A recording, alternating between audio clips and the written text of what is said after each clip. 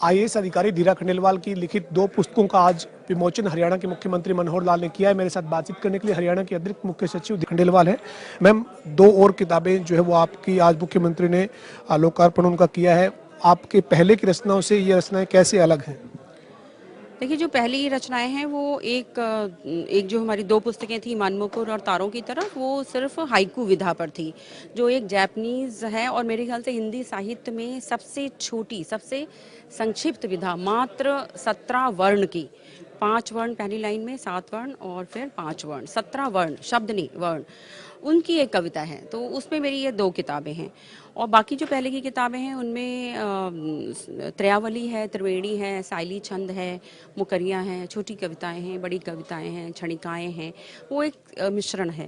लेकिन ये जो 2 कविताएं, कविता संग्रह है, मेघ मेखला और रेशमी रस्सियाँ, ये बड़ी कविताओं का संकलन है। जी।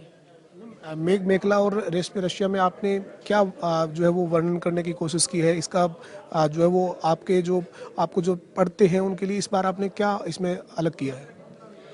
ये जो कविताएं हैं ये मेरे कविता संग्रह में से कुछ कविताएं, 70 कविताएं ली हुई हैं। तो इसमें विभिन्न आपको रंग मिलेंगे, बहुत विभिन्न रूप मिलेंगे, विभिन्न रस मिलेंगे, भाव मिलेंगे। किसी एक भाव को लेकर के नहीं लिखा गया है। जैसे मेघ है तो मेघ बहुत विस्तृत है, ऊंचाई पर है और आकर्षण है, मतलब जितने भी एक खुलापन है। तो मेघ बंधता नहीं है किसी में ना, तो इसमें किसी भावों का बंधन नहीं है, ना किसी शैली का बंधन है।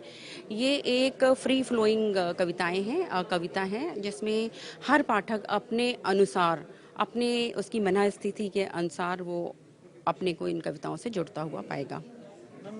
आप जो है वो आईएएस अधिकारी हैं, आपकी व्यस्तता जो है वो आप प्रशासनिक कामों में भी रहती है। इस बीच जो है वो आपने मेघ मेखला और रेशमी रशिया के अलावा भी बहुत सारी रचनाएं आपकी है।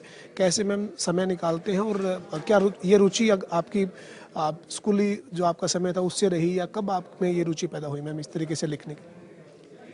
देखिए, व्यस्तता मेरे जीवन का एक अभिन्न अंग है, क्योंकि जब पढ़ रहे थे तो ये था कि भाई बहुत अच्छे अंक लाने हैं और साथ में अन्य किताबें पढ़ने का भी शौक था। तो वो व्यस्तता तब भी थी।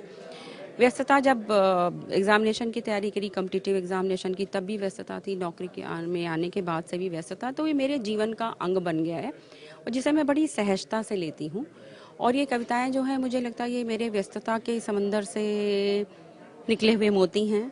और अगर मैं कहूँ कि बहुत व्यस्त ज़िंदगी में जो एकांत के क्षण हैं, ये सुखद क्षण कविता मुझे देती है, या मैं कविता को देती हूँ।